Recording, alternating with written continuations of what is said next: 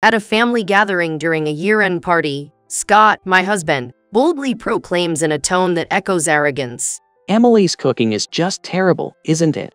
I can't even stomach her food, it's that bad. His words hang in the air, reverberating with a dismissive laugh. In the midst of the festive atmosphere, this remark sends a chilling ripple through the room. Every pair of eyes, previously warm with celebration, turns cold as they shift towards me, the protagonist. I feel the weight of their stares, each one a piercing judgment, but I see this as my moment, a turning point. I gather my courage, my voice rising clear and strong above the hum of conversation. Have you ever actually eaten my cooking, Scott? Seems to me you're always dining at your mistress's place. My accusation cuts through the air like a sharp blade. The room falls into a stunned silence. George, Scott's father, stands agape, his mouth hanging open in disbelief. He looks at me, his eyes wide with shock, trying to process my bold statement. Meanwhile, Susan, Scott's mother, reacts with visible indignation. Her eyes narrow, a frown creases her forehead, and she glares at me, clearly offended by my boldness. The tension in the air is palpable, a stark contrast to the earlier joviality. Scott, caught off guard, scrambles to regain control of the situation. His face flushes with a mix of embarrassment and anger as he stutters out a response. Don't spout such ridiculous lies. His voice is desperate, a clear sign of his panic. But I am undeterred. It's not a lie. I have proof right here. I declare with a confidence that belies the gravity of the situation. Reaching into my bag, I retrieve something, my movements deliberate and measured. I am ready to expose all the lies Scott has been telling, right in front of his parents. I am Emily Smith, 35 years old. Ever since I was young, I've always been uneasy around the imposing presence of men, which left me with limited experience in romance. When I turned 30, a friend set up a social gathering in hopes of introducing me to someone. Reluctantly, I attended the dinner, and that's where I met Scott, 2 years my senior. He worked as an elite employee in a top tire company run by his father. Unlike many men, he didn't exude an overpowering aura, which made me feel more at ease around him. Our relationship quickly blossomed, and we soon found ourselves in a whirlwind marriage. As I left my job, my friends teased me, saying I had caught a real catch. Looking back, that moment probably marked the peak of my happiness. Right after our marriage, Scott told me he couldn't come home often because of his demanding job. Being the son of the company's president, a lot was expected of him. However, I hadn't anticipated the extent of his absence in our married life. I found myself waiting alone in the apartment that Scott's father, George, had arranged for us. I've only had a few opportunities to cook for Scott. He usually eats out, often comes home late at night, and frequently goes on business trips, leaving the house empty for days. He also leaves for work early in the morning without having breakfast. I once expressed my concern to him, saying, "I wish you would have proper meals." But Scott, without even looking at me and while fixing his tie, replied, "Don't worry about it. I'm just busy with work," and then left the house. I felt like I was living alone. There were only the bare essentials of his belongings in our home. I started to wonder if I was lacking as a wife. With these thoughts, I made sure to clean the house thoroughly and tried my best to cook delicious meals. Did Scott notice my efforts? In the little time we had together, when he saw the worry on my face, he would try to reassure me, saying, "You're doing great." This made me think that perhaps this was just another form of a marital relationship. One day, out of the blue, I was reprimanded by George. I received a phone call right after Memorial Day. "Why don't you ever join our family gatherings?" he demanded. This was news to me. Scott had told me there were no such family customs. George's stern voice made me shrink back. "At least you should apologize for not being able to attend." I could only offer profuse apologies over the phone. After the call, my mind was filled with questions. Why did Scott lie about the family gatherings? Was he so averse to my attending them? That night, I decided to confront Scott. Today, George called me, angry about my absence at family gatherings. Scott sighed and replied in an irritated tone. "You'd probably feel uncomfortable in a large family gathering, right? Besides, many wives don't like visiting their husband's parents, so I thought I was being considerate." I was stunned by Scott's peculiar way of being considerate. Reluctantly, he agreed to let me join the next gathering, which was during the Thanksgiving. It was a grand affair with many relatives present. "So, you finally decided to show up?" Someone remarked. Even when I explained that Scott had told me there were no family gatherings, George remained furious. You just didn't want to meet us and were avoiding us. Unable to counter such intense anger, I felt defeated, especially as Scott offered no support. The complaints George voiced were all unfamiliar to me. What had Scott been telling him? "I'm sorry, I'll be more mindful in the future," I managed to say, though I wondered why Scott was spreading false rumors about me. Did it have something to do with his frequent absences? These thoughts troubled me deeply, and I couldn't stop pondering over them. I decided to follow Scott to find out what he was up to. Killing time at a store near his office, I watched him. During the day, he just quickly grabbed lunch at a nearby diner and didn't show any unusual behavior. However, as I continued my surveillance, he left the office around 7 p.m. Was he finishing work unusually early today? If he got home and found me out, he would know I was up to something. I rushed home. I managed to get back before Scott and hurriedly prepared dinner, waiting for him. But he didn't return until after midnight. Feeling that something was definitely off, I decided to follow him again the next day. His actions were the same as the day before, spending about 30 minutes at the diner for lunch. The real question was what he did afterwards. As I watched, Scott left the office around 6 p.m. Today, I followed him. He walked in a direction opposite to the station, towards a busy entertainment district filled with nightlife. The crowd was thick, and I lost sight of him. As I looked around, suddenly, Scott appeared right in front of me. We were both startled, staring at each other. After a long silence, Scott was the first to speak. "What are you doing here?" I was surprised. It was Scott who was acting suspicious. Yet now I was the one being questioned. "Let's talk about this at home," he said. Embarrassed to be scolded in public, I quickly went home. Late at night, Scott came home and yelled, "Instead of sitting idle at home, you're following me. Why should I support someone like that?" "I've been taking care of the house properly," I protested. "Don't claim you're doing household chores just because you clean a bit. From now on, manage with only $100 a month." I was speechless. Scott smirked cruelly. "Then let me work, even just part-time," I suggested. Scott looked down on me. "What? Part-time? No, work full-time like me. And don't slack on the housework." And so, I was forced back into full-time employment. My life became busier than ever, balancing work and all the household chores. As the end of the year approached, the family's New Year's Eve party at my in-laws' house was drawing near. Scott continued to demean me, saying, "You don't need to come.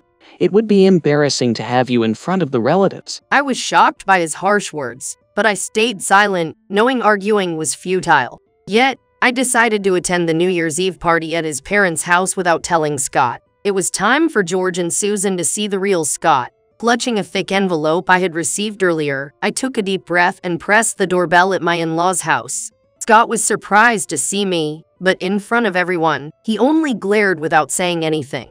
I busied myself in the kitchen, preparing and serving food and drinks. After a while, as the alcohol began to flow, Scott loudly started to criticize me. "She's useless in the kitchen. She never makes a decent meal at home." The cold stares of everyone turned toward me. Emboldened, Scott continued, "Her food is awful, isn't it?" George's stern gaze fell on me. What is the meaning of this?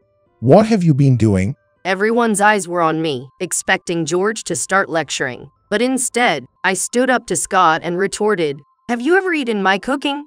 Aren't you always dining at your mistress's house or at nightclubs?" Huh?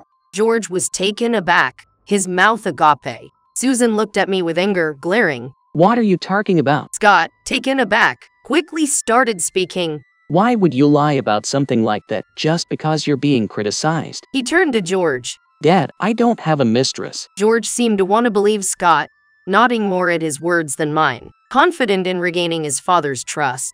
Scott retorted, "You're out of your mind, talking nonsense." I hadn't made up the accusation out of thin air. I pulled an envelope from my bag and showed the documents inside to George and Susan. Scott continued to berate me. "Apologize right now, and I'll forgive you for lying." The relatives seemed to believe Scott, casting harsh looks at me. George and Susan, however, were intently reading the documents. They were the report of a private investigator I hired to look into Scott's activities. It revealed that Scott's odd behavior was indeed suspicious. The investigation confirmed Scott's infidelity. The reason he wasn't coming home was because he was meeting his mistress. He mostly spent time at her house, having meals there, and even frequented the nightclub where she worked. The night I encountered Scott in the entertainment district, he was on his way to her club. Raising my voice, I accused Scott of his infidelity. It's not a lie. The proof is right here. I pointed to the documents George was holding. Whispered murmurs rose among the relatives. Hey, Scott. Is this true? What's the meaning of this? George and Susan scrutinized the documents as if trying to bore holes through them. Scott, sweating on his forehead, desperately denied the allegations. I don't have a mistress. The focus of the in-laws was on the photos in the report. Pictures of Scott holding hands with an unfamiliar woman, entering a strange apartment, photos of them drinking champagne in a nightclub. In each one, Scott's careless smile was evident. Seeing these, Scott's face turned red, and he fell silent. Angered, I couldn't help but speak rapidly. Why did you lie about not wanting to meet the family or about my cooking being bad? I didn't tell such lies. Scott retorted, still trying to feign ignorance even in this situation. His attitude deeply disappointed me. The room fell into a heavy silence as everyone absorbed the unfolding drama between Scott and me. It was Susan's loud voice that shattered the silence. Scott, what on earth are you doing? Scott, visibly shaken by her booming voice, stammered. It's not what it seems. Susan's face, usually the picture of kindness, was now contorted with anger, her eyes narrowed, resembling a wrathful deity. What do you mean it's not? Are you trying to say all of this is made up? The relatives, overpowered by her forceful presence, couldn't utter a word. The lies about Emily, they were all your fabrications, weren't they? Now explain yourself properly, she demanded. Scott, seemingly resigned to his fate, began confessing in a subdued voice while kneeling. That woman, I've been involved with her since before our marriage. I met her at a nightclub after work. The relatives began to murmur among themselves, the revelation sending ripples of shock through them. George and Susan, their faces stern with disappointment and anger, fixed their gaze on Scott. I knew this family would never approve of marrying a woman from the nightlife industry, he said, tears possibly welling up in his eyes as spots appeared on the floor. So I thought I'd just marry someone convenient and continue living with her, he explained. That convenient woman being me, right? I asked, my voice a mix of disbelief and hurt. Scott bowed his head deeply. I'm sorry.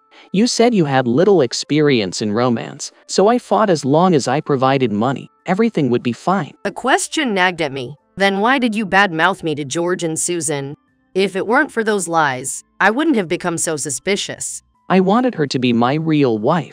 I despised the idea of living with you, someone I didn't even like. I wanted a divorce by any means necessary. Do you even realize how selfish you're being? I asked, my voice trembling with a mix of anger and disbelief.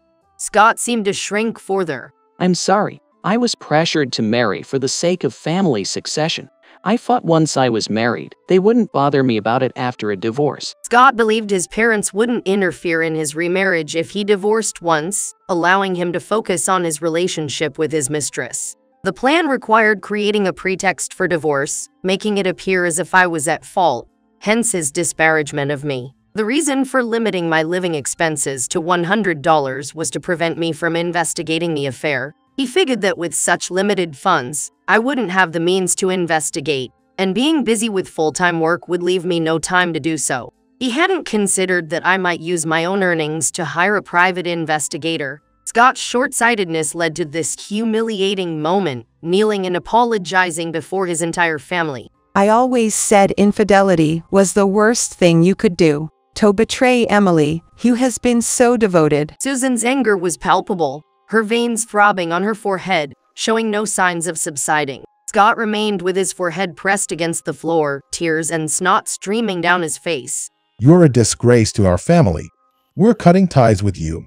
And of course, you'll be leaving the company immediately. Everyone gasped at George's declaration. His word was evidently final in this family, and Susan nodded in agreement. Scott had lost his place in the family and his job. He staggered to his feet, wiped his tears, and left the room without a word. After Scott's departure, Susan came to me, holding my hand, and apologized. I'm so sorry for the terrible things Scott has done. George also bowed his head in apology. We're truly sorry.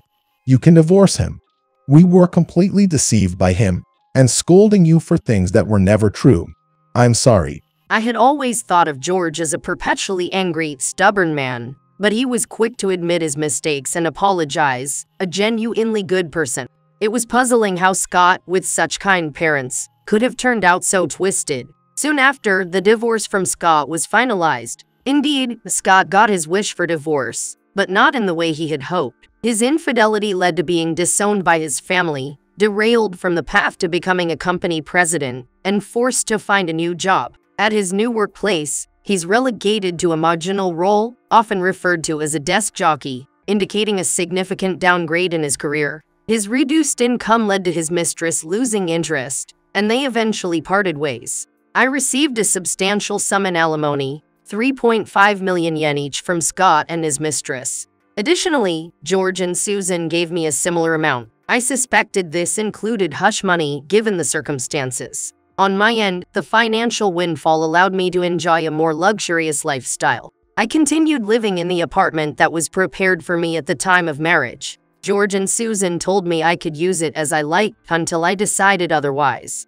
Since Scott was rarely there to begin with, the place held few memories of him, allowing me to live comfortably and freely. One good thing that came from this whole ordeal was returning to work. Thanks to my job, I have a steady income, ensuring I won't face financial difficulties in the future. The entire experience, though painful, led to newfound independence and stability in my life.